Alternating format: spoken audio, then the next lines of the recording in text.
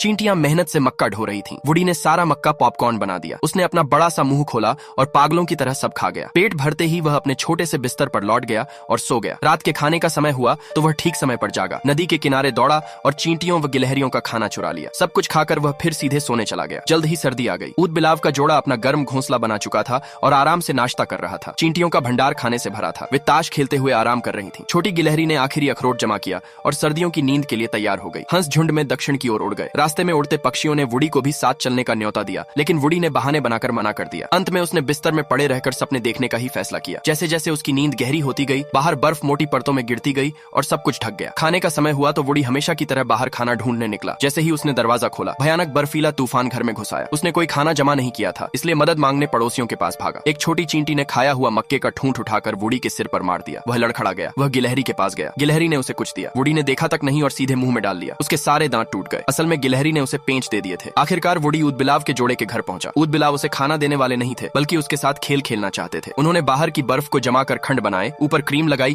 और ice cream cake बना दिया। यह देखकर वुडी बहुत खुश हुआ। उसने बड़ा सा मुंह खोला और जोरदार काट लिया। अगले ही पल उसका पूरा शरीर कांपने लगा और वह पूरी तरह जम गया। ठोस बर्फ का ढेला बन गया। आखिरकार वसंत आया और जंगल फिर से जीवित हो उठा, लेकिन वुडी के चारों ओर जमी बर्फ अब भी नहीं पिघली। उसके दोस्त उसे जमे हुए नहीं देखना चाहते थे, इसलिए उन्होंने मिलकर उसे छुड़ाने का फैसला किया। इस तरह वुडी और उसका परिवार फिर साथ हो पाया। वुडी आजाद हो गया, लेकिन उसने कोई सबक नहीं सीखा। उसी शाम जैसे ही खाने की घंटी बजी, वह तुरंत बाहर भागा और फिर अपनी पुरानी आदत में लौट गया। सब्सक्राइब कर लो, अगला पार्ट जल्द ही आएगा।